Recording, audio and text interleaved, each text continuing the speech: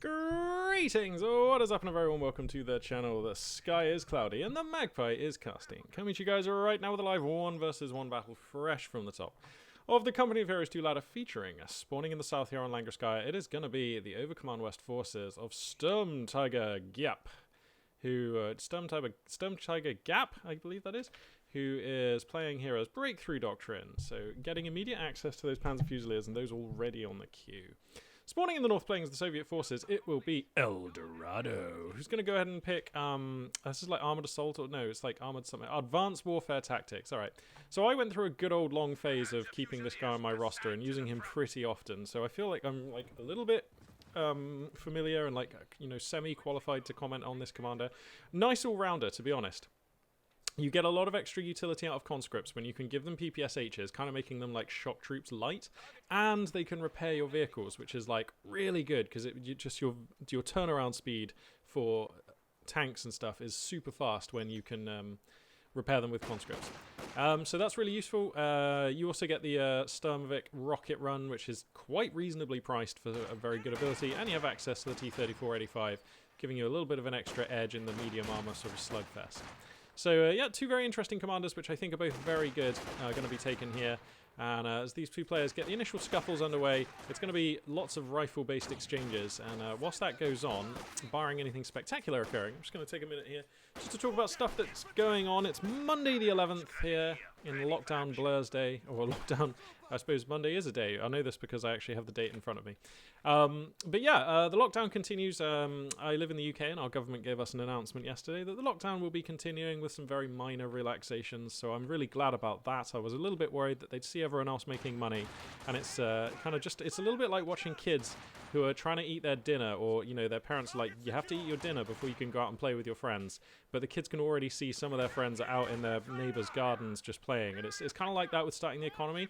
You know, countries are like looking at each other being like, everyone else is making money, ooh, I really want to do that, I can't really be asked to sit here and finish my dinner, so yeah, even though that might be the best thing for them. So anyway, that's kind of news. I wouldn't say it's exciting news. It does mean that I'm going to be casting a little bit, well, I'm going to be hopefully keeping to this kind of increased casting regimen over the next few days. I am now coming to you from my sort of streaming setup, which is in a different room in my house, which I've been setting up for a little while now, but it's actually really getting there. Busted out the drill the other day, rerouted some cables and wires through, so we've got great internet now in this room, which was one of the problems. And we've got some cool little bits and bobs on the way, which will hopefully complete this setup, and I'm really excited. It's going to be really groovy. So then we can, you know, we can just do more stuff, and it'll be fun. And I don't even know what that looks like, but I'm just excited to try my hand at some new content. So anyway, that's pretty cool. It's nice to have moved the PC into this room. I get a bit more natural light in here. The room's also a bit bigger. I'm hoping that's actually not going to mess with the acoustics. Because it is a solid walled room, there is a little bit of a sort of reverb coming off of the walls, which is noticeable to my ear. Hopefully the mic is not, hopefully it just sounds okay. We'll see.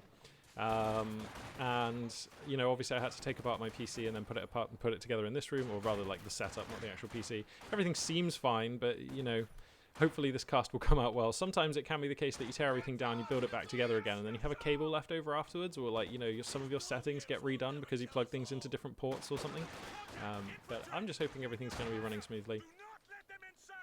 So yeah, that's really exciting for me. As soon as this cast is over, I'm going to go back to like setting up things, because you know, I need to put up some shelves to put things around here, and yeah, just a little bit more work to be done. Anyway, let's see now what else is going on. I don't know, not much particularly. My research into video editing software continues. I'm doing a little bit of research as well into audio software. It might be fun to have a try at making my own jingles.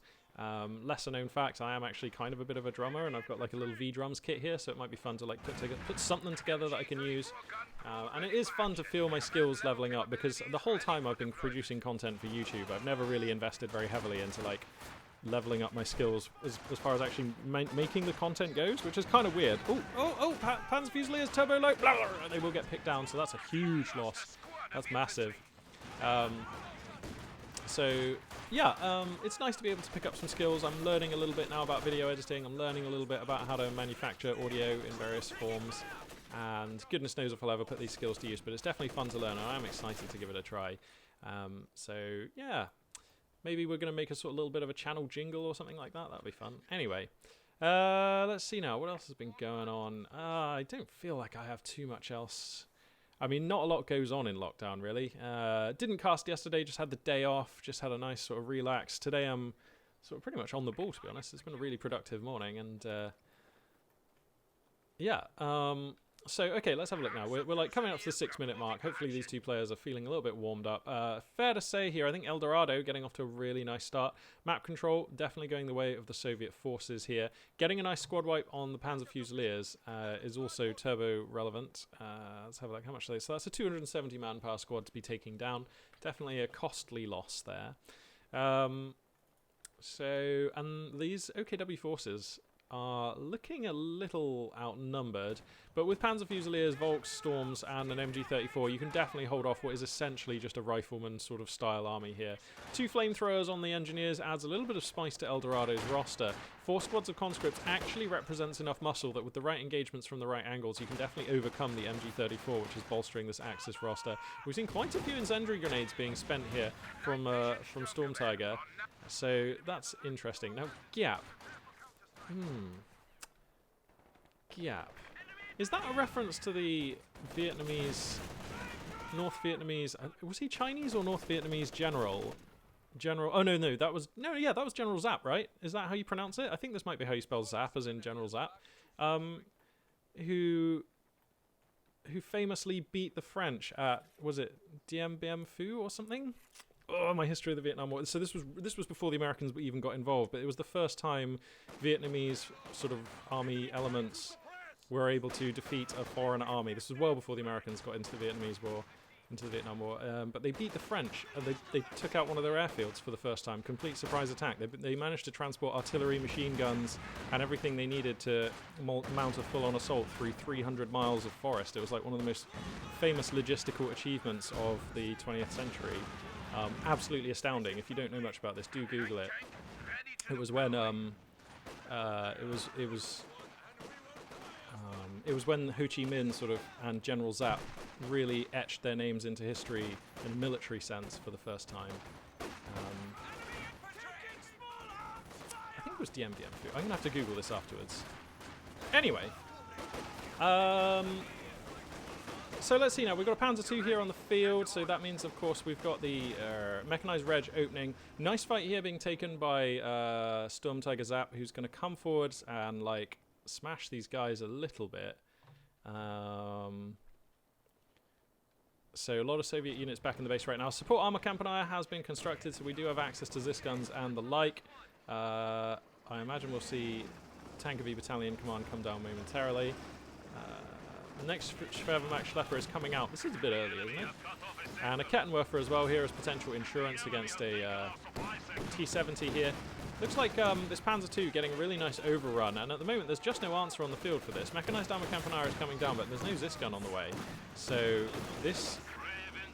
Oh god, he gets the squad wipe on some conscripts as well. That's massive. So, okay, Storm Tiger here... Pardon me. Redressing the balance of power. And this game is pretty much even now, as Storm Tiger is going to get back on the map. The cutoff is established, so this is a Soviet player who is kind of starving right now. T-70 is going to come down on the queue, so we're going to have a light tank battle to sort of end the early game of this battle here. This is a slightly early Schwerwehrmacht Schlepper. You cannot be building Schwerpanzer HQ for like a minute's worth of time. Oh, okay, so, alright, so it's not early. I was going to say, surely he's not, but he is. He's going to side tech into Battle Gripper. Okay, very interesting stuff here from Storm Tiger. Let's see where he's going to take this this teching route. It is, I don't know, I want to say it's a little bit unusual that, it is a little unusual that he will, because this is a Tiger commander, right? So you really want to streamline your fuel spending for a timely call-in of that Tiger, but... I guess he just really wants medics. Yeah, I suppose you do really want medics. Those are really good. Yeah. Alright, cool. So, alright, T-70 is here now, so hopefully that's going to save the day to some extent against this Panzer II that has just been ripping through the Soviet forces. Both of these armies are essentially evenly matched. Actually, you know what? The Axis army has this extra Kettenwerfer, which is really nice. I think definitely Eldorado needs to think about getting a Zis gun. In fact, you'd love to see a Zis gun and a Maxim gun in this roster. Those are the tools needed, I think, to have a good chance at controlling the middle of the map here. Maxim guns in and around this location here are really strong, and Zis guns are also really strong, especially when... Ooh, okay, we've got a demo charge here. Dun, dun, dun. Ho, ho, ho! And that's the taste of the Soviet hit. God damn. That's what Soviets get to do, man. That's a 300 manpower, very important squad. We've got shoe mines here. 300 manpower, very important squad that has just been nuked by Eldorado. Storm Tiger there. We see Soviet players do that like on the regs, to be honest. That is one of the favorite positions, because you can actually hide the demo charge behind the building and they don't know about it until they get in. And then once they're in, they're actually, you know, that demo charge is going to be lethal. So yeah, that's really nice. We're going to have a Maxim gun on the queue here. That's going to be the choice here for Dorado, and I really like that. I kind of think that the Panzer II is more of a problem than the enemy infantry at this stage, though. So I'm slightly confused by going for it before the Zis gun, but that's just me.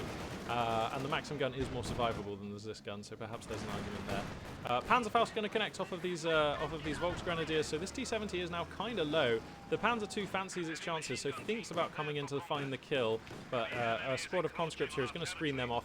Anti-vehicle grenades are finished for these conscripts, so they are totally capable of donking that Panzer II, so it has to respect the conscripts here, as you'd expect. I mean, we are 12 minutes in this game. If your Soviet opponent doesn't have AT grenades when you've gone for a Panzer II opening, then something's wrong. So yeah, got to respect the conscripts. This Panzer II's been doing pretty well, 16 kills. That's really nice. So, oh, okay, so he is actually just repairing this with engineers for now, and that's cool because that's more efficient. Conscripts, you want them moving around the map taking points. But he could be repairing it with conscripts. Just bear that one in mind. Also, the conscripts could be getting PPSHs. How much is that package now?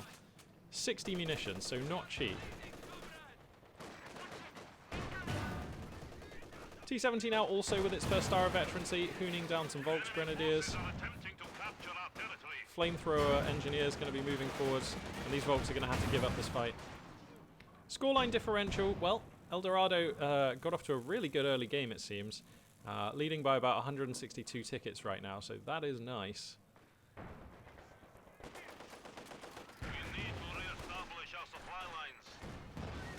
We're kind of waiting for both of these two players to kind of tech up a little bit.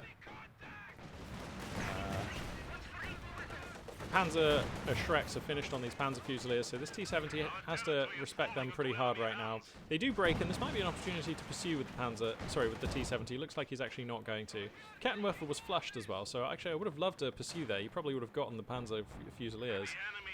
It's going to be a Puma. Sick. Alright, so we've got a wind-up toys-based strat here for Storm Tiger Gap. Zis gun's going to come on the queue, and that is needed. It's going to obviously help against the Panzer II, and it's going to have another target in the Puma. Was that a trip mine flare? Just killed a Volksgrenadier. Ouch. Okay, cool. It's been a minute since I've seen a wind-up toys build, so we'll see how it goes. Langreskaya, not the sort of first map that I would have thought of to use these units on, because Langreskaya, these units are fast, but that's an advantage that is kind of negated just by the map. So yeah, we'll see. Or some advantages of that attribute are negated by the map. Obviously being fast is still useful in a fight.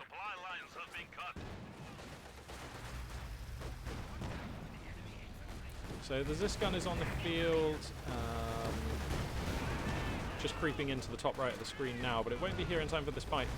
Puma does find the T-70, and that's going to push that one back. Gets donked by conscripts, a touch annoying. Panzer Fusiliers with the Shreks are actually going to complete the kill on the T-70, which gets posthumous second star of veterancy. Interesting.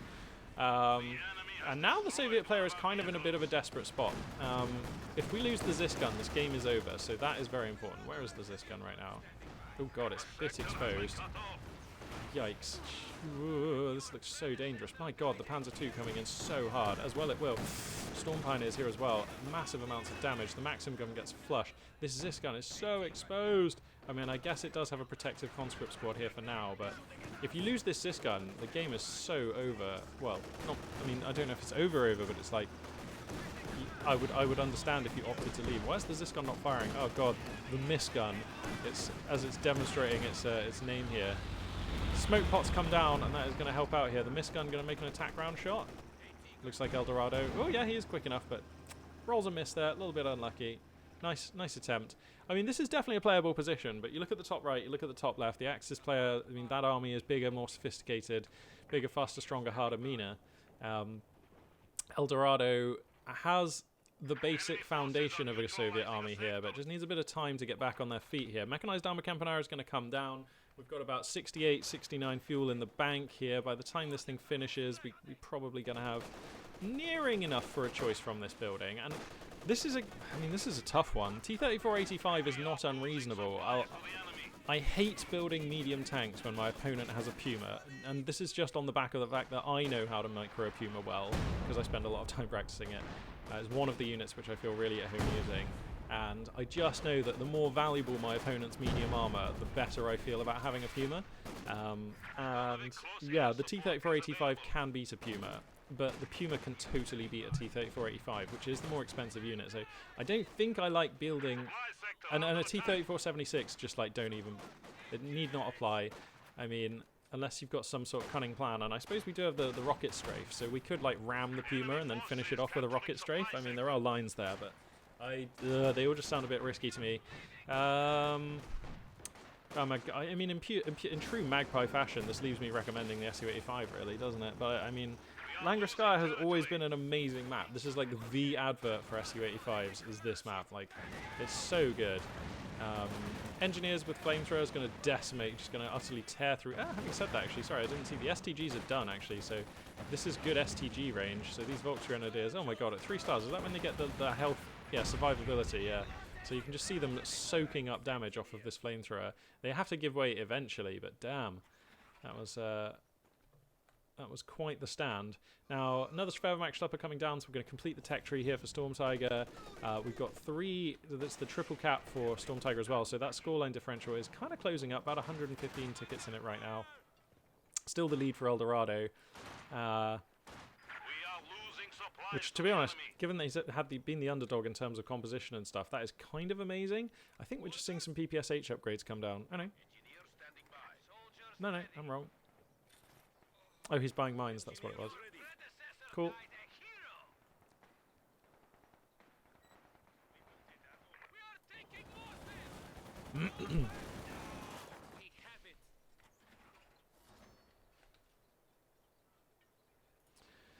So a moment of quiet here while both players regroup their forces. El Dorado is saving.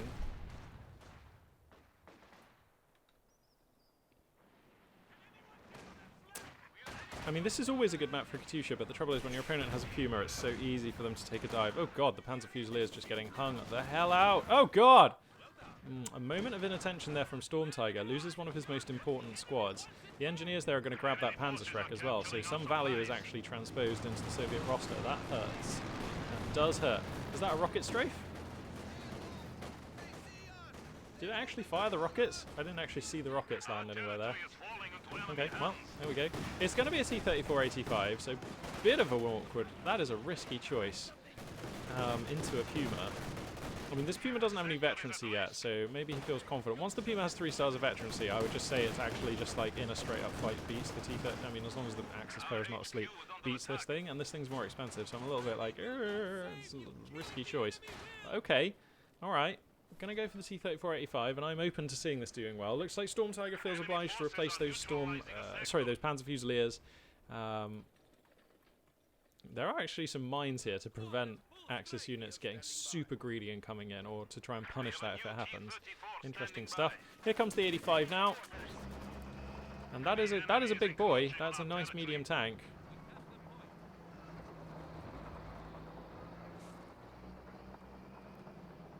I just worry that this is just the perfect target for a Puma. The perfect target. It vets it up even quicker than your average T-34. So I am a bit worried about this. Here we go. So it reveals itself, and the Puma immediately starts transferring over to this side of the map. Kettenwerfer as well. There's a Maxim gun here, which is doing some work against these Volksgrenadiers. Panzer II will probably come across. Oh no, it's actually policing infantry here, but it will probably transition across here in a moment. And here we go. Now the Puma is just going to start getting some value. Let's watch its veterancy. Yep, just doing okay. I just don't... Puma can just control this tank so well. I think it's so risky to have gotten this tank, if I'm honest. But that's just me. I always think in terms of buying tank destroyers, so...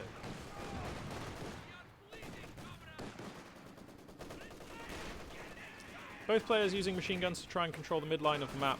The scoreline situation is going to start getting to be a problem here for Eldorado. We're down at 338 over 295 now, so very little in it. 43 tickets only the difference. Oh no, is he going to lose the Maxim gun? Okay, that's not the end of the world because we can recrew it. That is as long as we do get it. Wow, he actually went for a PM41 squad behind this. Interesting. I feel like Eldorado is just building a composition that they're comfortable with without actually respecting what their opponent is doing in the game, because like the mortar squad is nice, but I think you have more pressing concerns, to be honest. So anyway, Panzer Fusilier is getting cut down. The Puma is going to come in from the side arc here. Zisgun acquires the Puma, so that one's going to have to GTFO here. Wow, actually, this is a chance to kill the Puma. The T-3485 can come in. Oh god, the engine's broken. That ought to be their Puma. Yep. Okay, I didn't see what got the engine. Oh, it was these conscripts. Alright, so the Puma there just gets flanked by conscripts, engine gets donked, and it's a simple matter from there to put the kill together using the T-34 and the Zisgun, and that's a nice exchange. So Storm Tiger already getting a second Kettenwerfer, and I do think that 2 is the right number to have through the mid-game. And that's going to help control this T-3485, but without the Puma on the field, I do feel a little bit better now about this T-34. So that's going to be repaired here. I am kind of struggling to... Oh yeah, remember this whole game actually, he's had radio intercepts. That was the one thing I didn't mention about this commander. And at the higher levels of play, those radio intercepts actually can provide some super useful value. We've seen it in tournament play before be very relevant. It's always hard to assess when you're casting just how much value Eldorado has gotten out of the information from the radio intercepts, but yeah. Worth knowing about, worth acknowledging. So Kettenwerfer here acquires the T-3485, which is kind of just spraying its shots here into the Volksgrenadiers. Panzer II gets a little bit plucky, comes forward, gets biffed, and is going to fall back now. So where's the mortar squad? Oh yeah, lovely position. Maxim gun in a lovely position. So Eldorado doing a pretty nice job right now of keeping the pressure on. And I think now is definitely, this game is at parity. Both of these armies are really well matched against each other, and it just comes down to how the players actually put the fights together. So this is definitely a game that's really alive, very balanced, and I'm glad that we caught it. Because last time, when was it? I was casting on Saturday, wasn't I? On the 9th was the last upload. And a lot of those games were kind of they were kind of bops. And I love seeing a bop as much as the next guy, but still, I like seeing a proper, full, balanced, close game better.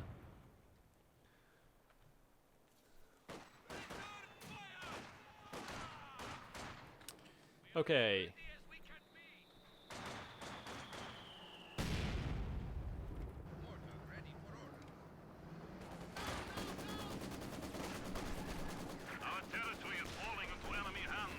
The Maxim gun has such a distinctive note. The sound of brutality. T-3485 is going to transition into west. Looks like it just wants to help control some Axis infantry who are making gains over there. Zisgun manages to acquire the Panzer II. Storm Tiger a little slow to respond actually, so it's going to probably take another hit. Ooh, he needs to get that Panzer II out of there, and he does. The T-3485 is feeling bold, wants to try and find it. Kettenwerfer and Fausts are in the hood though, so this is brave now. This isn't... Oh god, he's probably going to lose the Panzer. Sorry, he's going to lose the T-34. Nah, you can't be doing this. That was a huge overextension. I'm not really sure what we were thinking with that. Zisgun is going to stop the Axis from capturing it, but that Panzer II was the perfect bait. You can't just be muscling in. I mean, he knew the Volks were there, so he knew that his engine was going to get broken. You know your opponent has 2 Kettenwerfers. I don't know, man. That seems super, super risky. I don't think that was ever going to pay off. That's a shame. Eldorado was doing quite well with that medium tank up until then. So, okay, that one goes down. How much fuel is a T-3485? 130, so he's going to have enough for a new one in a second. I kind of hope he just saves though. I mean, there isn't even really any reason to have a T-3485 here. You're kind of winning the infantry fight with your infantry. Let's, why don't we just future-proof here and go for the Su-85 because it's just such a dominating piece. It just locks down the middle of the map. It's so hard for Axis to play when you have an Su-85 in the middle of Langreskaya. It's just very difficult. It just changes the dynamic of the game. Right, he's going to go for the 85, and that will be an okay choice. Here comes the Sturmovik run. Is it just me, or is that thing not firing its rockets? It's doing just the Dakar at the moment. That just didn't fire any rockets. Is that broken now? Oh, well, hang on. The yellow text says, and he's going to lose the Maxim here. The yellow text says the IL-2 will strafe the target location with its powerful cannons. But the ability is called the Tactical Rocket Run. Might be mislabeled, that one. I mean, it is priced for a cannon run. Normally rocket runs are like 100 munitions or more. So, I don't know. Perhaps that one's just slipped through in an unfinished state here. I don't know. It is clearly just a cannon run, so I don't know. Obersoldaten here going to be added onto the roster, and that makes a lot of sense. We are kind of struggling with these machine guns. We're kind of struggling with these conscripts and stuff. Obersoldaten will help to redress that balance of power. This Panzer II has been great, though. 34 kills, coming up for a 4th star of veterancy if things continue this way, so that's nice. Did he just get a quad kill with his first cannon out of the, first shell out of the gun there? That was pretty spicy. Yikes. So, okay. We have a medium tank again. We're clearly heading for, I mean, he could go for a King Tiger if he wanted, but yeah, it's going to be one of the big cats coming out in a couple of minutes. Storm Tiger here. That's where the fuel is headed. MG34 at 3 stars of veterancy in a beautiful position here. Catches a lot of Soviet squads here, but they will achieve their mission of conquering that middle victory point. Looks like the T-34-85 is applying pressure onto the Schwerpanzer HQ over here in the west of the map. Storm Pioneers are going to come across to repair. The strafing... Oh no, sorry, that's smoke. That doesn't seem like a good idea. Like, he can just attack ground here. It's not like this. It's not like the Schwerpanzer HQ is going anywhere. The mortar tube as well is contributing damage onto that, and if he takes that out, I believe that will prevent the call-in of the Tiger. Right? I believe you do need the Schwerpanzer HQ to call in the Tiger, so that'll basically force your opponent onto the King Tiger, which I honestly think is probably worse on this map. Oh god, he really wants to get this, but the Panzer Fusiliers are pushing him back, and you have to respect that. So. The mortar is still putting damage on. The Zisgun going to chip in for a bit more damage. Oh Christ, this is a bit desperate here. Oh wow, we're putting the Zisgun in front of Obersoldaten. Uh-oh. Oh god, he loses the mortar for this as well. Oh wow. Uh-oh. A bit of an overextension there. Really wanted to get the Schwerpanzer HQ, but loses his mortar and the Zisgun for it. And that's expensive. It's going to be even worse, actually, if Storm Tiger can get these... Oh, no, now he loses control of mid as well. Oh, no. And the T-34-85 is not repaired. Map control slipping away here from El Dorado. Uh-oh. Well, that didn't go very well, did it? So the engineers are going to repair this. You know, on balance, having watched this game now for nearly half an hour, has this commander really provided any noticeable value in this game? If we're not buying PPSHs, and the alleged rocket run, which is actually a cannon run, has been so underwhelming. I don't know. I just feel like, I mean, we've not been repairing anything with conscripts. So I feel like this commander has actually kind of been a waste of time in this game so far. Alright, now the Soviet army is battered and bruised. He's really small right now. Did the Zisgun get nicked? No. Oh, it just got destroyed. Alright. So he has to rebuy the Zisgun. I guess that makes sense. I mean, here comes the Tiger.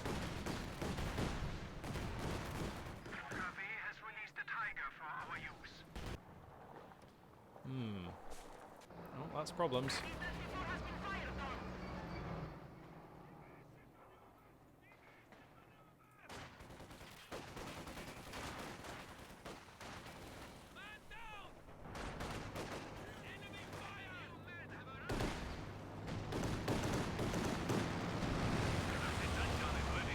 I am so not convinced by these. I mean, this is he's spent like maybe 400 munitions this game on these cannon strafes, and they've not done a lot.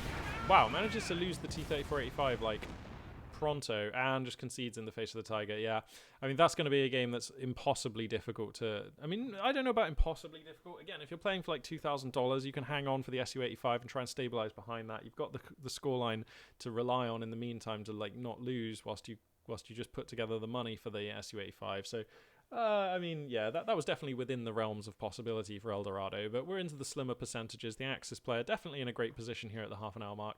And, yeah, that's going to be the end of that game. Slightly disappointing conclusion there. I think Eldorado just kind of fell apart there. I mean, the vehicular micro was not great. And overextending to get that Schwerpanzer HQ and then not getting it was very frustrating. So yeah, he's going to go ahead and leave there. Let's head back to the live game lobby and see what we can find. Iroha versus this particular Korean geezer who's pretty good, to be honest. Mr. Nobody and Rajan on Crossroads Winter. Eldorado Silver. Yeah, so I'm inclined to jump in. So Angerville, that's this map. Yeah, I don't mind Angerville. So yeah, we're just going to jump on in here. So we're going to have Wehrmacht and United States Forces. So that'll be a nice bit of variation following on from last game.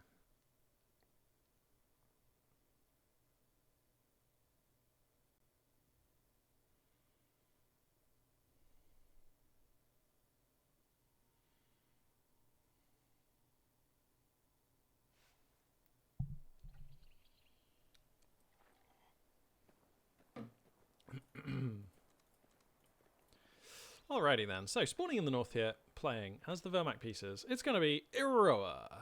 And spawning in the south here, playing as the United States forces, it's going to be Korean. So, looks like Iroha here has brought Spearhead Doctrine, Mechanized Assault Doctrine, and German Infantry Doctrine, which are probably the three that we are the most used to seeing at the moment for Wehrmacht players. And I think that's a bit of a shame. I think Defensive Doctrine, I think Ostrogin Doctrine are both really cool. And I think there are a few other Wehrmacht commanders who deserve a place on the roster. But these three are undoubtedly very good commanders. I'm going to go ahead and say it. German Infantry Doctrine seems to be all the vogue right now, and I have seen it be powerful, but I'm still not convinced it ought to be as present on rosters as it is being. I think it's just kind of fashionable right now, and people are exploring this commander, but I have not seen it be as groundbreaking as you might think it is, based on how often people seem to be taking it. Korean here is going to be running with Recon Support Geezer, is that? Yep, so this is the Greyhound commander. Going to be running with Airborne Company and guy in the middle, Mechanized something. Mechanized Company. Look at that! I basically identified 3 American commanders. Hooray! That doesn't happen very often. So, I mean, those are 3 American commanders. That's my analysis of that. Fairly standard openings so far. I mean, what are we? We're only 90 seconds into this game, so it's not like anything weird is going to happen. Americans are going to build riflemen because they're really good. And Axis usually build MG42s and Grenadiers because they are also really good. So that's what we've got going on.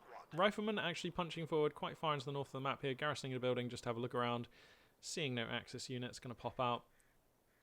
And it seems like, weirdly enough actually, Iroha focusing the majority, if we crack the tack, we can have a look here. Iroha focusing the majority of their sort of force into the west of the map here. Now why would you want to control west?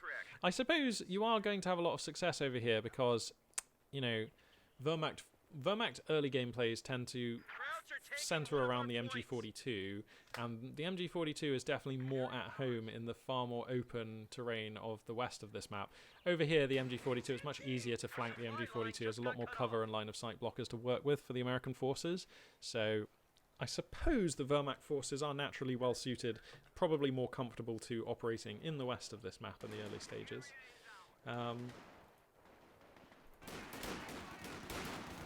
Oh dear, these pioneers are going to try and trade for damage, but it's basically fruitless. The Garand is a beast.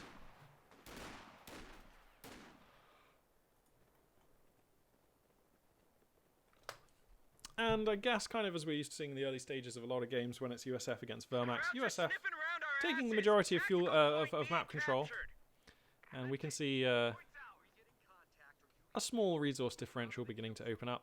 And shortly the scoreline will begin to open up as well.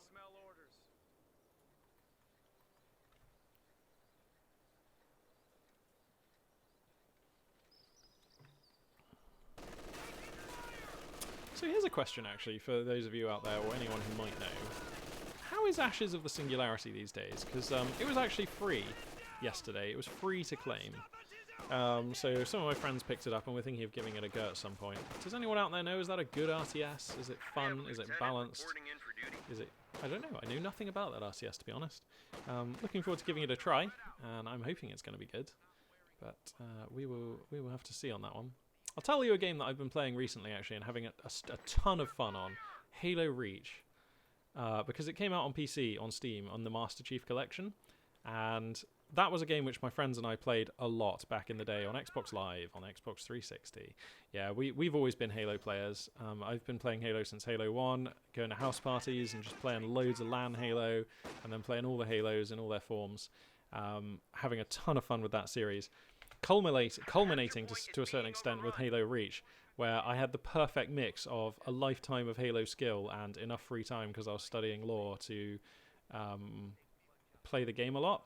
And you know, I'm usually quite modest and self-deprecating, but occasionally there are just a very few things in life that I know I am very good at, and Halo Reach is one of those things. I am in the height of my power, in my heyday, I was basically unstoppable. Like, I would do stuff on instinct and have to save the replay because, you know, afterwards I'd be like, how on earth did I actually manage to win? Or like, you know, and I have a couple of replays of me playing on Xbox Live where I got like 60, 70 plus kills without being killed, like in a single 10-minute game of Halo Reach. That's not on Big Team Battle or anything. That is not spamming the Scorpion. That is me running around with a DMR killing people. Like, I was very good at Halo Reach. I just have this knack of seeing lines in Halo Reach. So yeah, obviously it's been a few years since I played multiplayer Halo Reach, but it's lovely to get back to grips with that game. The pacing, the quality of the multiplayer experience in Halo Reach is just so nice. It is a welcome break from games like Call of Duty, which I love Call of Duty, right?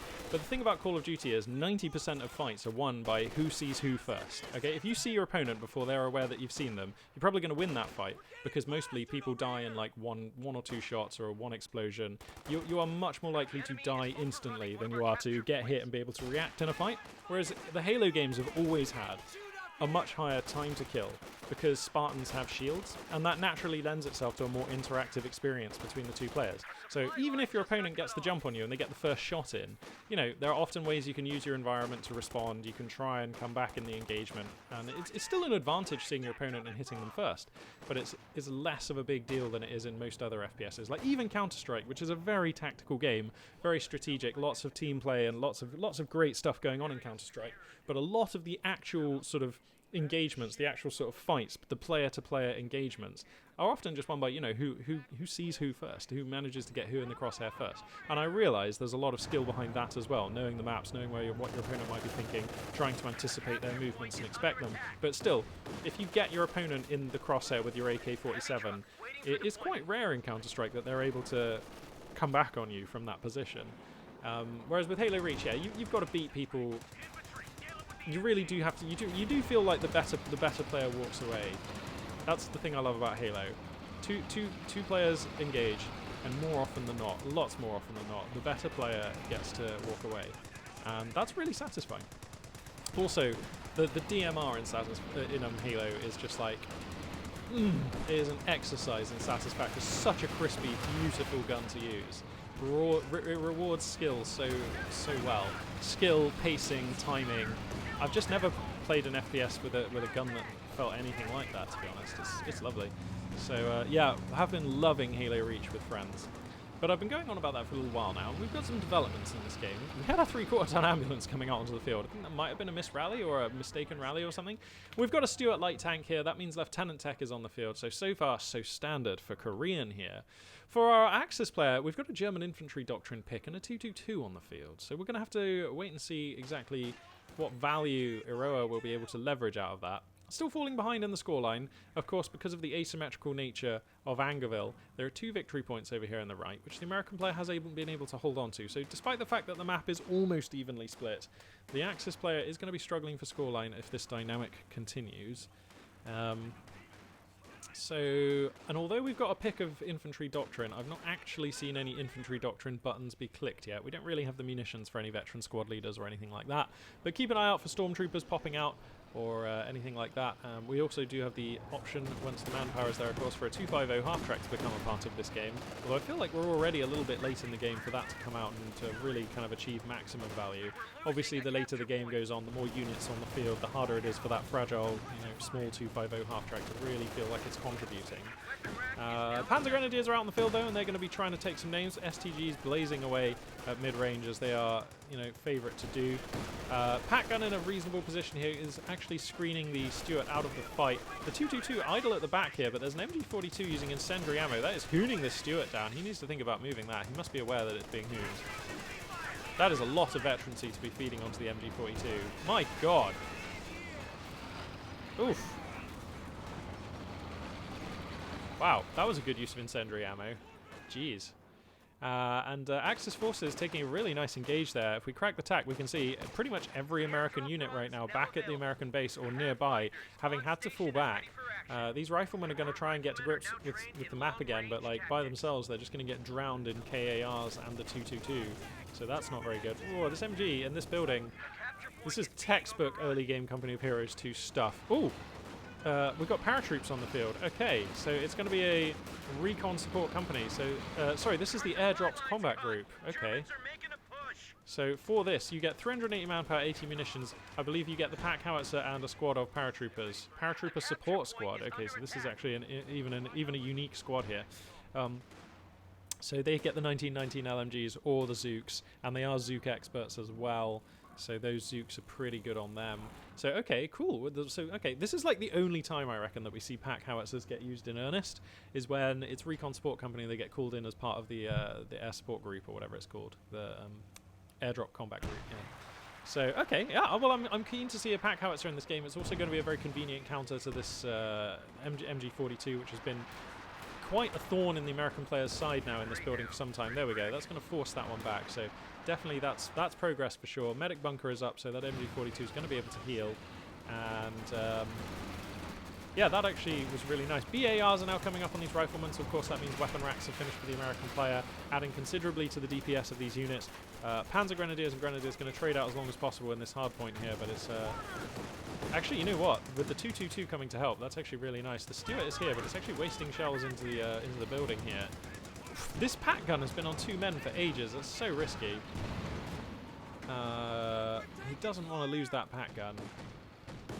So let's just quickly check the tech for the Axis player here. Still no battle phase 2. We got our upgrade, fellas. So it seems like 1919 LMGs were the upgrade of choice. So these paratroopers are going to be used in an anti-infantry role. I guess that makes sense because there's no... I mean, there's the 222, but that's not really a target that justifies Zooks on paratroops.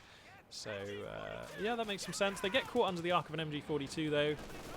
Is this a second one? Yep, second MG42. That's pretty spicy. Veteran squad upgrades beginning to pop up on these Grenadiers. So both of these two players tooling up for pretty much an infantry-focused battle as this game goes on. Loving the pack howitzer, though. This is spice. It still hasn't really hit anything, but it got rid of the MG42, and that has been value enough. Anything it gets from here on in is kind of a bonus, so I'm excited to see what happens with this pack howitzer.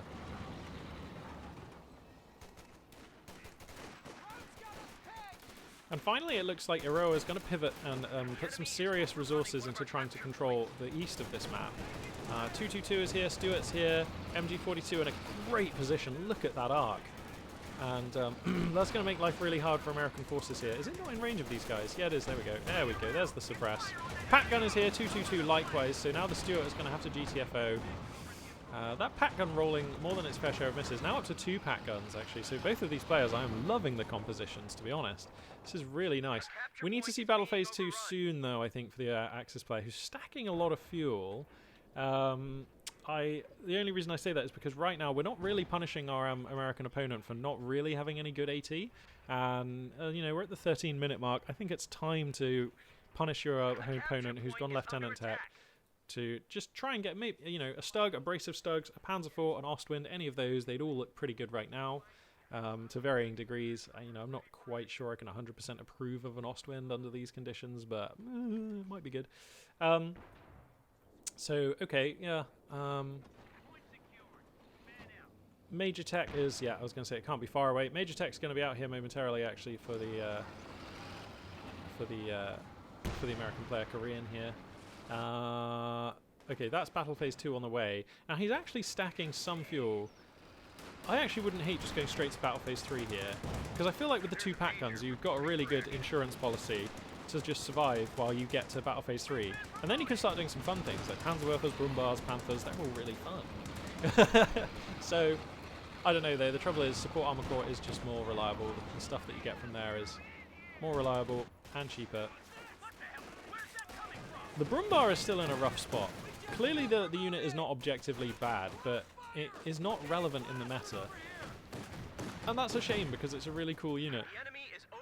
It's exciting and fun. I don't know, you guys know me, I love units that just hurl huge explosions at your opponent. That for me is brilliant gameplay. So, yeah. So let's see, we've got Pioneers at the base. If it's going to be Support Armor Corps, it'll be, yeah, here we go, we're going to have a Support Armor Corps here. No? Okay, sorry, no, they appear to just be leaving the base. Alright. Oh, he's leaving the possibility of skipping to Battle Phase 3 alive in my mind. That is exciting. The Stuart here is turbo weak, so I guess that got donked by Zis guns. Scoreline is going to be the issue here for Iroha as the game moves on, though. Hasn't really been able to hold on to 2 or more of the victory points for... Whoa! This Major is getting slaughtered! G43 squad upgrade plus support. Well, just more KARs. Pretty good there. Does get the Major out of there, but that was a close one. But as I was just saying... what was I just saying? I don't know. Something about skipping to Battle Phase 3. Yeah, that's right. I still want to see it. The end. Cool. That's that thought finished. Nice. That's a rifle grenade. Oh, good rifle grenade. The fallback comes down, but... oh god, these paratroops are actually on the chopping block now. Some nice shooting from these squads could kill them. Okay, the American player getting them out of there. Probably would have been unlucky to lose them, but definitely a timeline where that happens. Whoa, these Grenadiers getting a bit ballsy. Jumping into this building here. More veteran squad leaders popping up, and I like what I see. That is definitely a cool upgrade now. It's nice because it increases the durability and the DPS of your Grenadiers, and those you want both of those things. Grenadiers exist to do DPS, but they're very fragile, so if you can increase their DPS whilst making them more durable, that seems like a great deal, doesn't it? So, okay, Rear Ash going to be overrunning here. 222 is here to check. He knows where the pack guns are now. He loses something. I think that was an engineer. No, sorry, it was a rifleman squad. Immediately is going to replace that. Had the manpower. Also has the manpower for the Sherman, so that one coming down onto the queue now. Support Armor Corps is coming down, so that's quite late, to be honest, but it's going to be finishing just in time to have the money, so forget what I said about it being late. I'm just wrong. Didn't look at the money before I said that. So, okay, Pack Howitzer is going to transition into the east of map here. There could be a kill on the Stuart. Okay, the Pack Gun's not going to find that one. The 222 thinks about coming in for the dive, but the Stuart will be able to see that one off. BAR fire. Not quite going to be enough in this instance to kill the 222. That thing has been quite the survivable scout car here. Ooh, lone man with MG42 heroically taking points out here in West. Probably wants to pull that one back. And we're going to have a Panzer IV versus Sherman mid-game.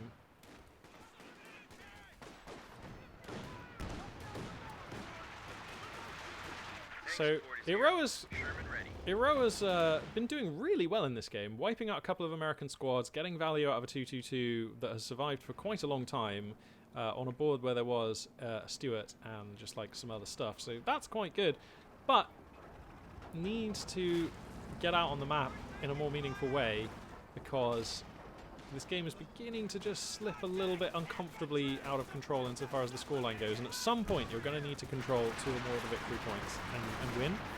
So I think it's time to start focusing on that now for Iroha. If we can get the MG42s and the pack guns out here, yeah, here we go. Wow, actually, the Sherman just getting punished hard by those pack guns. And the Panzer IV is out now, so we'll see where that one's going to transition. The Nightmare camo looks so weird. I'm not a fan of it, to be honest, myself, but, you know, whatever.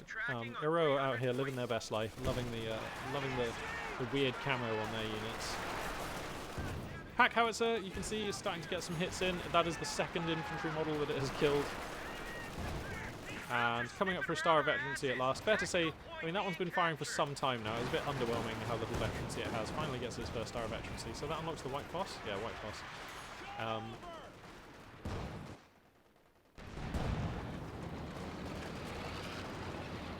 Stuart's going to come in here. Panzer IV a tad flustered. Could be donked by an anti-vehicle grenade here.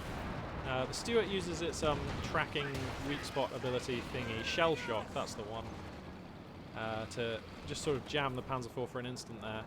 The Panzer IV is now susceptible to an anti-vehicle rifle grenade that would break the engine, so he has to be a bit careful with that one. MG42 pintle mount has finished, so that one's going to start vetting up nicely. The Sherman is just about turned around, I believe. It's repaired, mostly. So that one's going to come in here, I believe. AP is loaded. Yeah. Panzer IV looking for shots here, but got to be a bit careful. Captain Tech has been side-teched into, so that's clearly to get the M1AT guns, and that's going to help a lot. Actually, Axis forces making great gains in the west of map, so Iroa beginning to get it done. Is actually going to have a triple cap established here, so fantastic. Finding the value that they needed to out on the map. Oh, this pack howitzer is starting to look pretty irritating here. That's actually going to prevent the triple cap for a little while. But still being under a 2 cap is nasty. Okay, massive American wave shoves Axis out of west. This is just too much strength. A show of muscle here as Korean flexing through the west of the map. But, I mean, east is really the most important part of the map. Wow, this Panzer IV is kind of unopposed here. Finds the pack howitzer. Gonna cut that one down. Wiping the veterancy off that is nice. He's probably even gonna stay and kill the hardware. Yeah, that makes a lot of sense. So, I mean, losing west to take out... To hold on to east and, like, inflict some good losses over here. That's pretty nice. So... We're losing a capture point. Yeah, Iroa, I mean, it's kind of smart, I think. You can let the American player have west for now. That's how this map works. Okay, he's going to transition across with the Panzer IV here. MG42 as well, moving onto the map. Grenadiers as well. So now comes the task of reclaiming west. And if we can do this, then the map starts looking very pretty. But we have to be careful. If we crack this out, we can see a lot of Wehrmacht forces transitioning here. He just wiped out the Major. But a lot of Axis forces moving westwards here. Not a lot garrisoning the east of the map now. So all of these American units falling back could then pressure into east, and that could be a problem for Iroa. We'll see. This Panzer IV has been great so far, just on point with the micro, never in jeopardy, consistently harvesting value. Pack gun gets taken out, consistently harvesting value at good range, doing all the right stuff, now has access to blitz, so that obviously steps up its survivability here. God damn. Panzer IV is used well, looked really good. He loses another infantry unit. Wow, that's the captain going down. I missed that. Sorry it wasn't on camera. Just keeping the action focused on these tanks. He's actually going to lose the Stuart here. Whoa, the turret traverse on the Panzer IV so slow! He's going to have to drive around here. And there is an M1AT gun angling around in its rear armor. Sherman gets involved. This Panzer IV, that's an extension too far. It's kind of beached itself against this line of sight blocker. This is frustrating because you really do want that Stuart. I get that. But I think you have to let him go here because the Panzer IV is just worth more. This M1AT gun is too much. The Stuart, the Sherman's coming in. He gets the Stuart somehow. I think that was a Faust on these riflemen. The second pack gun goes down. Now the Panzer IV is turbo stricken. Armored skirts come down, but the main gun is broken and it's a one hit. The Sherman driving in should be able to secure the kill. And that is nicely done from Korean. Another Panzer IV comes down on the queue, but yeah, that's all it takes, man. It's like just a split second of overextension. That's all it takes. A split second of either inattention or overextension is the leading cause of death for most medium tanks. And that is huge. Now the Axis roster, I mean, he loses the second MG42, he loses both pack guns, he loses a Panzer IV. That's huge. The American army now just looks bigger, faster, meaner, harder, stronger. All of these words. And eesh. Oh god, that was a complete rout. So that was looking great. That was looking great for Iroa. So to recap, okay, actually wait, well hang on, we've got a little bit of a fight going on here. But to recap, Iroha held east, then Korean pushes out and grabs west. Iroha transitions from east to west to try and do something about that as the 222 goes down. And then, actually that fight looks fine. The Axis forces coming through into the west look great. MG42s were leaving the base and applying suppressive fire from the north, whilst the Panzer IV and Grenadiers were breaking through from the west. But then there was just a moment of overextension where the Panzer IV really wanted that Stuart and came around the building, and that was the point when the scales tipped. Because right as the Panzer IV was going around that building, the M1AT gun was coming in from the south. The Sherman was angling for an angle to come in and exploit the Panzer IV. And when the Panzer IV is pinned up against this line of sight blocker like that, it takes ages to back it round and go up. And it was also being super inefficient because its turret traverse was getting exploited. Oh god, this Panzer IV... that is horrendous damage to be taking here. American forces on the Pat gun and the M1. That's actually enough. Okay, a Faust here should do the job, but they're not in range, and the Sherman slips away. That's so horrible. Okay, he gets the Faust off. That should do it. There we go. Okay, alright. So that's okay, but he's going to have to trade out these 3-star squad leader upgraded Grenadiers for it. So even paying a premium to put together a kill on that Sherman there. Oh dear, and when the dust settles, we've got these forces in the top left. I mean, that was a lot of value shed by both players there. A lot of squads and units lost and destroyed. But if we look at the top left, look at the top right, I mean... Clearly the American forces with a bit of the upper hand here. I like this army just a bit more than I like this one in the top left. Let's look at the resources. It's the American player who has enough fuel to buy a tank next, basically, and it's going to be a Sherman. So Korean definitely ahead on that metric as well. And then when we look at the scoreline, well, Korean definitely, about 120 tickets with a double cap right now, so that's going to be increasing. So you have to feel like Korean comes out the winner in that big exchange. And this is going to be a very difficult game for Iroha now. The fuel isn't there for another fuel spending choice, and we're kind of stuck on this battle phase to support armor core tech, which is ample to answer the Sherman alone. I mean, Panzer IVs and units that you can build from here will deal with the Sherman, but we don't really have the map control to give us the fuel income to actually achieve a Panzer IV. So perhaps a budget Stug might be the consideration here for Iroha. That might be the way forward. Yeah, I think a Stug is actually, because you need to convert resources into battlefield presence soon here. It's all about getting back on your feet, and to do that, you're going to need an answer for this Sherman. And I think the Stug is the right answer in terms of utility and affordability here. So that's my analysis. A capture point is under attack. So the Sherman's going to be revealed here, and then Iroha will comprehend the peril they find themselves in, the full extent of the American horror against them. Okay, so is it going to be a double Faust here? Yep, double Faust. Okay, so that breaks the engine. There is a Pat gun up here, but it's being... Oh, okay. So, yeah, I'm guessing Iroha has conceded at this point because the Pat gun gets taken out. Without the Pat gun, you just kind of lose. I mean, again, if you're playing for $2,000, you can definitely stay in this game, because whilst the riflemen are going to kill the Pat gun, as long as they don't actually get the hardware out of there, I mean, there is a world where this Pat gun is able to stay in the Axis roster from this position, is what I'm saying. But losing the Pat gun, you're losing out on the field, you're behind on the scoreline, you're out of munitions. I mean, it's not game over in the sense that this is a 0% to win. You can definitely try to hold on to the Pat gun whilst building a Stug, and then in 5 minutes, who knows, maybe this game looks okay. But I mean, clearly this is a terrible position, and Iroha is going to choose this moment to leave the game, and that is acceptable. So yeah, two kind of interesting games here. Just middle of the shelf, middle of the range gameplay, resulting in one player getting a clear upper hand and the other player losing the game. It do be like that sometimes out on the ladder. So yeah, there we go. That's going to conclude today's cast, because I actually have a lot I need to get around to doing today. Yeah, lockdown continues. It's probably going to be, I think it's 3 more weeks they announced of this kind of thing, which means that I'm going to be doing some casting and stuff, and yeah, stay tuned for more. Thank you very much for choosing to spend your time with me today on the channel. And this for now, Magpie842 signing out.